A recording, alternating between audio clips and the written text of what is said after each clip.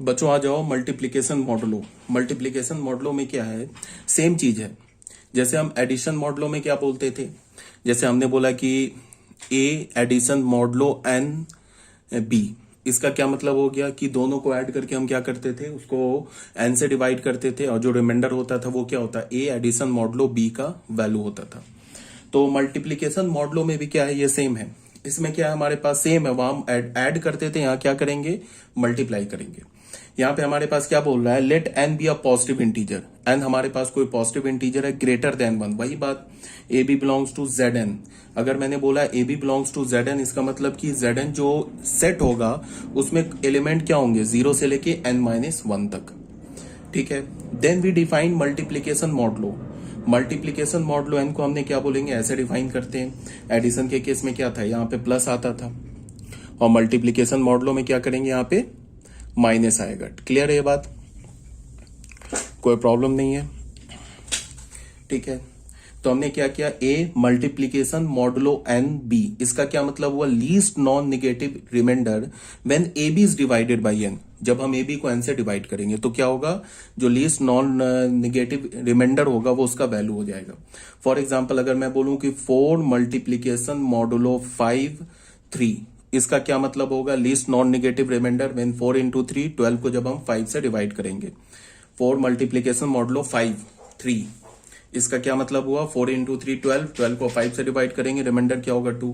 Same काम है, 4 into 6 24, multiplication modulo 8 है, तो 24 को जब हम 8 से डिवाइड करेंगे तो क्या होगा, रिमाइंडर 0, तो ये 0 आ गया। अब हमने एक मल्टीप्लीकेशन मॉडुलो 10 लिया, तो इसमें क्या हो जाएगा, ऑन द सेट। ठीक है, सेट हमने Z10 सेट नहीं लिया है, हमने सेट एस पर लिया है। अगर Z10 सेट लेता ना तो उसमें एलिमेंट क्या होते हैं, 0 से लेकर 9 तक। बट यहाँ पे क्या है, हमने मल्टीप्लीकेशन मॉडुलो 10 लिया है, किस सेट में, सेट एस में। सेट एस क्या हमारा 2 4 6 सेट। अब the composition table of multiplication modulo 10 on S is given below. इसका क्या दे रखा है, मल्टीप्लीकेशन मॉडुलो दे रखा है, देख लो। 2 4 6 8 ले लिया हमने, कंपोजिशन टेबल बना लिया। इसमें क्या हो गया, 2 4 6 8, 2 4 6 8, 2 को 2 से मल्टीप्लाई करेंगे 4, 4 को 10 से अगर हम डिवाइड करेंगे तो रिमाइंडर क्या होगा 4। 2 को 4 से मल्टीप्लाई करेंगे 8, 8 को 10 से डिवाइड करेंगे, 8 छोटा है ना 10 से, तो रिमाइंडर क्या हो जाएगा 8। ऐसे हमने बना लिया मल्टीप्लीकेशन मॉडुलो 10। ठीक है, we make the following observation. फिर वही बात, देखो ये हमारा प्रिंसिपल डायगोनल है 4 6 10। ठीक है, ये प्रिंसिपल डायगोनल हो गया। प्रिंसिपल डायगोनल के अबाउट देख लो 8 4 8 8 4 8। हमारा कंपोजिशन टेबल क्या है, सिमेट्रिक है। तो इसका क्या मतलब है कि ये जो मल्टीप्लीकेशन मॉडुलो एन है ये कम्यूटेटिव है। पहली बात आ गई समझ में। उसके बाद क्या बोला जा रहा है, ये क्या बोल रहा है, all the entries of the table are element of s. ये जो भी एंट्री देख रहे हो ना तुम, 4 8 2 6, ये जो भी एंट्री देख रहे हो ये किसका है, ये तो हमारा 2 4 6 सेट इसी सेट एस का है। इसका क्या मतलब है कि ये जो हमारा एक बाइनरी ऑपरेशन है। फिर प्रिंसिपल डायगोनल के अबाउट सिमेट्रिक है, इसका क्या मतलब, कम्यूटेटिव है। फिर उसके बाद तुम देखो 2 4 6 8 किधर दिख रहा है, ये दिख रहा है ना 2 4 6 8, तो 6 के क्रॉसपॉन्डिंग हम लोग कॉलम देखते हैं। तो कॉलम में क्या आ रहा है हमारा 2 4 6 8। फिर यहाँ 6 के क्रॉसपॉन्डिंग ये रो देखो 2 4 6 8। तो 6 के क्रॉसपॉन्डिंग जो कॉलम है ना 2 4 6 8, ये कॉन्साइड कर रहा है एक्सट्रीम लेफ्ट कॉलम से। और यहाँ 6 के क्रॉसपॉन्डिंग जो है 2 4 6 8, ये कॉन्साइड कर रहा है एक्सट्रीम जो अपर कॉलम है उससे कॉन्साइड कर रहा है। इसका मतलब क्या हो गया, आइडेंटिटी एलिमेंट क्या हो गया, 6 हो गया। फिर तुम रो वाइज देखो 4 8 2 6, हर रो में 6 दिख रहा है, हर कॉलम में 6 दिख रहा है। इसका क्या मतलब हो गया, 6 इज द आइडेंटिटी एलिमेंट। ये भी बात आ गई समझ में। तो सॉरी, हर रोज हर कॉलम में 6 दिख रहा है। इसका क्या मतलब हुआ, ईच एंड एवरी एलिमेंट, जितने भी एलिमेंट है ना of set S is invertible. Set S के जितने भी एलिमेंट है, ये जो सेट एस है इसके जितने भी एलिमेंट है ये क्या है, इन्वर्टेबल है। ठीक है, अब मान लो कि अगर हमें 6 का 8 का इनवर्स चाहिए, 8 का इनवर्स क्या है, तो सबसे पहले आइडेंटिटी एलिमेंट क्या है 6, तो 8 में गए। अगर रो वाइज देखना है तो क्या हुआ, 8 के यहाँ गया 6, 6 के ऊपर क्या मिल गया 2। तो इसका क्या मतलब हो गया, 8 का इनवर्स क्या हो गया 2, और 2 का इनवर्स क्या हो गया 8। फिर यहाँ पे देख लो, अगर कॉलम से देखना है तो कॉलम में देखो 8 यहाँ पे गए, इसके नीचे आए कॉलम में हमें 6 मिल गया, तो 6 का इनवर्स क्या हो गया 2 हो गया। सिंपल है, कहीं से भी देख लो। फिर उसके बाद इनवर्स भी हमें पता चल गया, यही बोल रहा है the row headed by 6 coincide with the top most row and the column headed by 6 coincide with the left most column, their intersection is 6, so 6 is the identity element. अब देखो, since each row and each column consist of identity element 6, so each element of S is invertible। S के जितने भी element है invertible है, क्यों है? Because जितने भी रोज है, जितने भी कॉलम्स हैं, उसमें आइडेंटिटी एलिमेंट 6 है, तो हर एक एलिमेंट क्या हो गया? इन्वर्टेबल हो गया। 2 और 8, इस पे अगर मैं मल्टीप्लीकेशन मॉडुलो 10 लेता हूं तो क्या हो जाएगा? 2 8 16, 16 को अगर 10 से डिवाइड करोगे तो क्या हो जाएगा? 6 रिमाइंडर हो जाएगा। ठीक है ना? तो इसका क्या मतलब है कि 2 का इनवर्स क्या हो गया? 8 हो गया, बिकॉज ये जो रिमाइंडर आ रहा है ये क्या आ रहा है? ये हमारा जो रिमाइंडर, ये तो आइडेंटिटी एलिमेंट आ रहा है ना, तो 2 का इनवर्स 8 हो गया। फिर क्या देख लो, 8 मल्टीप्लीकेशन मॉडुलो 10 2 लो, तो यहां भी क्या हो जाएगा? 16, 16 को डिवाइड करोगे किससे? 10 से, तो रिमाइंडर क्या होगा? 6, तो 8 का इनवर्स 2 है। ठीक है, यही बोला जा रहा है। ये तो क्लियर होगा, इसमें कुछ नहीं है। एडिशन मॉडुलो समझ में आ गया, तो ये मल्टीप्लीकेशन मॉडुलो में कुछ नहीं है। मल्टीप्लीकेशन मॉडुलो, नोट में क्या लिखा है? मल्टीप्लीकेशन मॉडुलो n, इसको हम ऐसे लिखते हैं, is associative because the remainder when the integer this and this are divided by n are same. तो मल्टीप्लीकेशन मॉडुलो क्या होता है? वो एसोसिएटिव होता है। क्यों?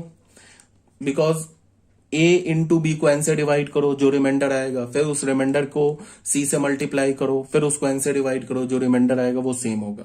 मतलब इसका वैल्यू सेम होगा, तो मल्टीप्लीकेशन मॉडुलो क्या होता है? वो एसोसिएटिव होता है। ठीक है, फिर उसके बाद क्या बोला जा रहा है? Composition table is helpless to determine the associativity of binary operation. ये तो ऑलरेडी मैंने बता रखा है कि कंपोजिशन टेबल से हम एसोसिएटिव, कोई बाइनरी ऑपरेशन एसोसिएटिव है या नहीं है, ये हम नहीं पहचान पाएंगे, मतलब ये नहीं निकाल पाएंगे। कॉम्पिटेटिव तो पता चल जाता है, बट एसोसिएटिव नहीं पता कर पाएंगे। ठीक है, ये भी हो गई बात। अच्छा, एक क्वेश्चन है, question number 1, do it yourself, ये खुद कर लेना। ठीक है, अब आ जाओ क्वेश्चन नंबर 2 में। क्वेश्चन नंबर 2 को देखो क्या बोल रहा है? Define a binary operation star. हमने एक बाइनरी ऑपरेशन स्टार डिफाइन किया ऑन द सेट ए। ये सेट ए क्या दे रखा है? 0 1 2 3 4 5। एज ए स्टार बी को हमने क्या बोला? A plus b mod 6। A plus b mod 6 बोलने का मतलब क्या हो गया? कि वही बात, एडिशन मॉडुलो 6 है। ये एडिशन मॉडुलो 6 है। इसका क्या मतलब होगा? दोनों ए और बी को ऐड करके 6 से डिवाइड करो, तो जो रिमाइंडर होगा वो क्या होगा? ए स्टार बी का वैल्यू होगा। ठीक है, show that 0 is the identity for this operation and each element of A of the set is invertible with 6 minus A being the inverse of A। क्या बोल रहा है कि हमने एक सेट A लिया 0 से लेके 5 तक, इस पे हमने addition modulo 6 binary operation apply किया, तो हमें क्या प्रूव करना है कि 0 जो है वो आइडेंटिटी एलिमेंट है of this operation and each element of set A is invertible, और उसका इनवर्स क्या है? 6 माइनस A। अगर मैं ए का इनवर्स खोजू ना, तो ए का इनवर्स क्या होगा? 6 माइनस ए। ये हमें प्रूव करना है। तो एक तो क्वेश्चन इस फॉर्मेट में लिखा जा सकता है, दूसरा किस फॉर्मेट में लिखा जा सकता है वो बताया जा रहा है। A binary operation star on a set, एक बाइनरी ऑपरेशन हमने स्टार लिया किस सेट पर? सेट ए पर। सेम क्वेश्चन है, ये जो क्वेश्चन है ना, ये क्वेश्चन नंबर 2 और करके लिखा हुआ, ऐसे भी पूछ सकता है, ऐसे भी पूछ सकता है। A binary operation star on the set 0 से लेके 5 तक लिया, इज डिफाइंड एज, कैसे डिफाइन किया है? ए स्टार बी को क्या बोला? वो ए प्लस बी के इक्वल होगा if a plus b is less than 6। अब तुम ऐसे देखो, अगर ए बी पर तुम एडिशन मॉडुलो 6 यूज करोगे, अगर मान लो ए और बी पर एडिशन मॉडुलो 6 यूज करोगे, मान लो ए का वैल्यू हमने 2 ले लिया और बी का वैल्यू 3 ले लिया, तो ए एडिशन मॉडुलो 6 क्या होगा? ए का वैल्यू हमने क्या ले लिया? ए का वैल्यू मान लो हमने a इज इक्वल टू, मान लो हमने 2 ले लिया, and b is equal to हमने क्या ले लिया? b इज इक्वल टू 3 ले लिया। तो हमने a एडिशन मॉडुलो 6 3 लिया, तो इसका क्या मतलब होगा? सॉरी, 2 एडिशन मॉडुलो 6 3, इसका क्या मतलब होगा? 5। ये 2 और 3 को क्या होगा? 2 और 3, 2 प्लस 3 5। 5 को किससे डिवाइड करोगे? 6 से, तो उसका रिमाइंडर, तो 5 को 6 से डिवाइड करोगे तो रिमाइंडर क्या होगा? 5 होगा। तो ये 5 मिल गया। इसको हम क्या बोल सकते हैं कि अगर a प्लस बी 6 से छोटा है, ठीक है, अगर a प्लस बी 6 से छोटा है, तो a एडिशन मॉडुलो 6 का वैल्यू क्या होगा? a प्लस बी के इक्वल होगा। अगर ए प्लस बी 6 से छोटा है तो ए एडिशन मॉडुलो 6 का वैल्यू क्या होगा, ए प्लस बी के इक्वल होगा।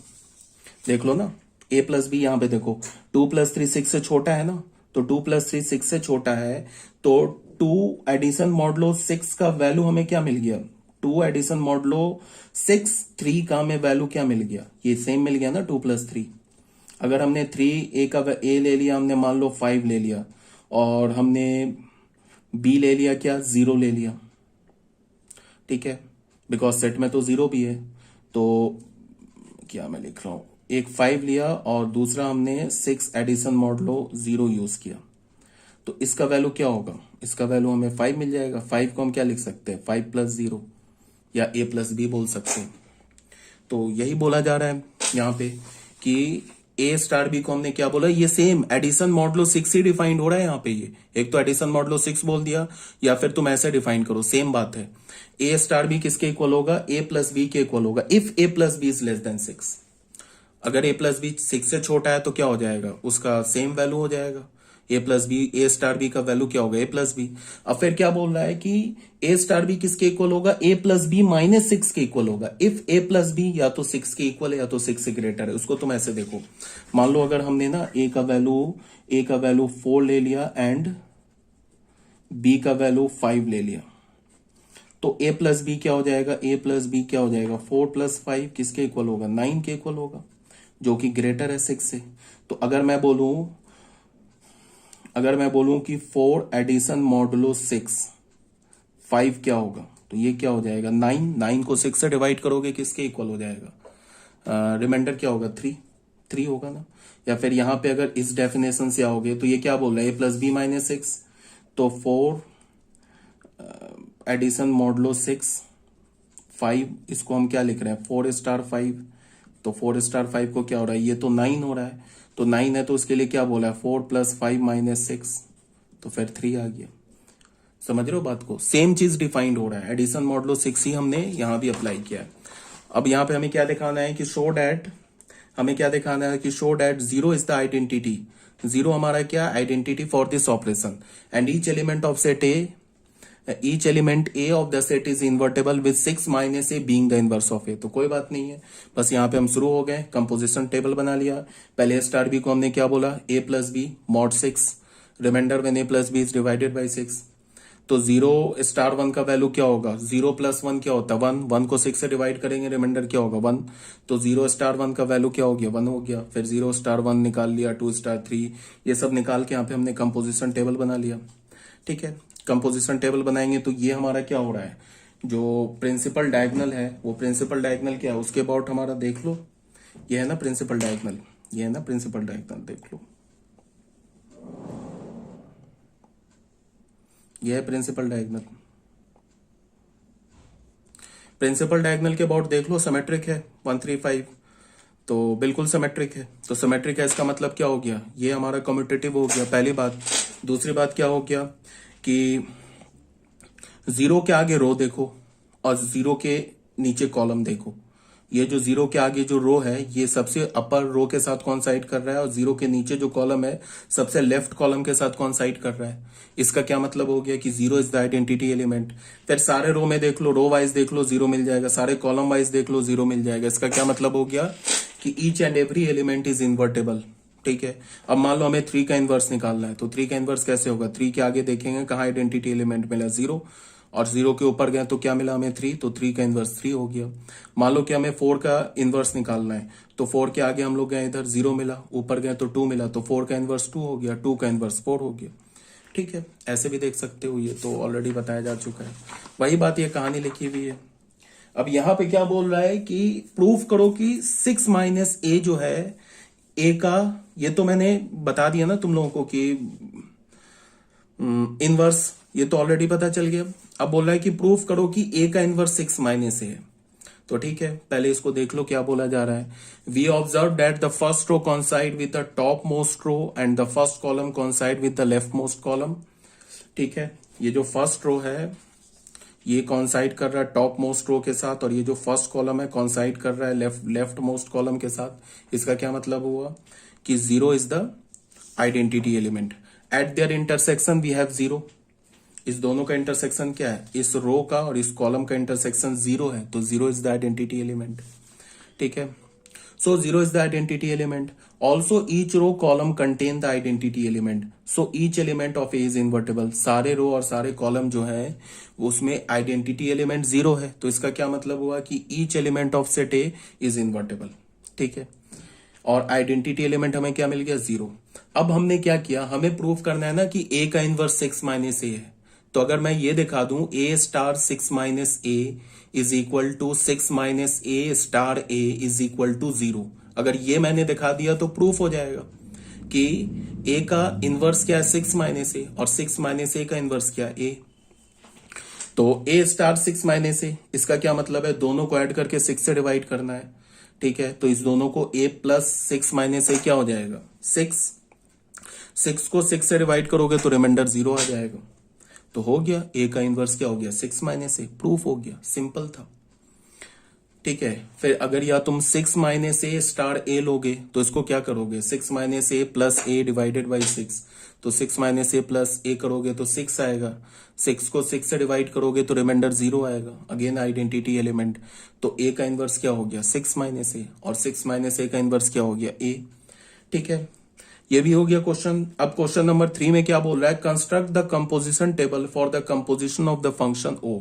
एक हमें कंपोजिशन टेबल बनाना है, किस सेट पे, हमने एक कंपोजिशन टेबल बनाना है, और बाइनरी ऑपरेशन क्या दे रखा है, कंपोजिशन ऑफ फंक्शन। ये बाइनरी ऑपरेशन दे रखा है, हमें कंपोजिशन टेबल बनाना है। हमने ये जो बाइनरी ऑपरेशन है ना, कंपोजिशन ऑफ फंक्शन, ये किस सेट पर अप्लाई किया, सेट एस पर। सेट एस क्या हमारा, F1 F2 F3 F4 और 4 फंक्शंस। ठीक है, from see the set of all complex number two itself. देखो हमने 4 फंक्शन लिया, F1 F2 F3 F4, ये चारों फंक्शन जो है कॉम्प्लेक्स नंबर से कॉम्प्लेक्स नंबर पे डिफाइंड है। फिर हमने एक सेट एस बना लिया, बाइनरी ऑपरेशन हमने कंपोजिशन ऑफ फंक्शन लिया, इसका हमें कंपोजिशन टेबल बनाना है। ठीक है, फिर हमने फंक्शन F1 को क्या डिफाइन किया कि F1 में कोई भी Z डालोगे, कोई भी कॉम्प्लेक्स नंबर डालोगे, सेम कॉम्प्लेक्स नंबर आ जाएगा। F2 में कॉम्प्लेक्स नंबर डालोगे, माइनस के साथ आ जाएगा। मतलब अगर मैं 2 + 3 आयोटा डालू ना, तो -2 -3 आयोटा आ जाएगा। F3Z किसके इक्वल है, 1/Z के इक्वल है। F4Z किसके इक्वल है, -1/Z के इक्वल है, for all Z belongs to C। हमें क्या करना है, कंपोजिशन टेबल बनाना है। तो यहां पे क्या है, in order to construct the composition table we write the element F1 F2 F3, वही बात है, in the horizontal row column. Horizontal row column में हमने क्या कर लिया, as well as the vertical column and fill up the cells with the composition given below। मतलब इसकी बात कर रहा है, यहाँ पे हमने ना ऐसे करके बना लिया, F1 F2 F3 F4 यहाँ डाल दिया, F1 F2 F3 F4 यहाँ डाल दिया। अब हमें इस कॉलम को कैसे फिल करेंगे, F1 कंपोजिशन F1 लेंगे, फिर इसको कैसे करेंगे, F1 कंपोजिशन F2, इसको कैसे करेंगे, F2 कंपोजिशन F3, वो यहाँ आ जाएगा। तो उसके लिए ये सब हमने कैलकुलेट किया है। ठीक है, for any Z belongs to complex number, F1 composition F1Z क्या होगा, F1, और यहां पे क्या आ जाएगा, F1 का आर्गुमेंट क्या हो जाएगा, F1Z। F1Z का क्या गिवन है, देख लो, F1Z क्या गिवन है, Z के इक्वल गिवन है, तो F1Z की जगह Z डाल दिया, तो फिर हमें क्या मिल गया, F1Z। तो F1Z, तो हमें क्या मिला, F1 composition F1Z is equal to F1Z। इसका क्या मतलब है, F1 कंपोजिशन F1 फंक्शन के इक्वल है, यही मतलब हुआ ना। देखो सारे function F1 F2 F3 F4 सब Z से Z में डिफाइंड है। इसका मतलब क्या हो गया कि F1 कंपोजिशन F1 भी Z से Z में होगा, F1 कंपोजिशन F3 भी Z से Z में होगा, F3 कंपोजिशन F4 भी Z से Z में होगा। ठीक है, तो सारे फंक्शन का डोमेन को डोमेन तो इक्वल है। उसके बाद यहां हमने क्या प्रूव कर दिया कि F1 composition F1Z is equal to F1Z। इसका मतलब देखो F1 कंपोजिशन F1, इसका भी डोमेन को डोमेन Z से Z में है, F1 का भी डोमेन और कोडोमेन Z से Z में है। तो डोमेन को डोमेन तो इस दोनों फंक्शन का इक्वल है। और उसके बाद हमने फॉर्मूला भी सेम कर दिया, हमने उसके क्रॉसपॉन्डिंग, डोमेन के क्रॉसपॉन्डिंग हर एक एलिमेंट का इमेज भी सेम दिखा दिया। तो यहां से हमें क्या मिल गया, F1 composition F1 is equal to F1 मिल गया, F1 कंपोजिशन F2 F2 मिल गया, F2 कंपोजिशन F1 किसके इक्वल हो गया, F2 के इक्वल हो गया, F1 कंपोजिशन F3 किसके इक्वल हो गया, F3 के इक्वल हो गया। तो ये सब कैलकुलेशन किया हुआ है, ये सब कर लेना। जैसे यहाँ पे किया ना कैलकुलेशन, वो सेम कैलकुलेशन यहाँ पे किया हुआ है। जैसे हमें F2 कंपोजिशन F2 लेना है, तो इसको हम क्या लेंगे, F2 आर्गुमेंट में क्या आ जाएगा, F2Z किसके इक्वल है, -Z के इक्वल है, और यहाँ पे F2Z -Z के इक्वल है, तो F2 ऑफ -Z किसके इक्वल होगा, फिर -Z के, बट यहाँ पे Z का काम -Z कर रहा है, तो ये माइनस माइनस कैंसिल होके Z आ गया, तो हमें क्या मिला, F2 composition F2Z is equal to F1Z। F2 composition F2 का भी डोमेन कोडोमेन Z से Z में है, F1 का भी डोमेन और कोडोमेन Z से Z में है, और यहां हमने क्या दिखा दिया कि डोमेन के हर एक एलिमेंट के क्रॉसपॉन्डिंग उसका इमेज भी सेम है। तो इसका क्या मतलब हो गया कि F2 कंपोजिशन F2 फंक्शन और F1 फंक्शन इक्वल हो गया।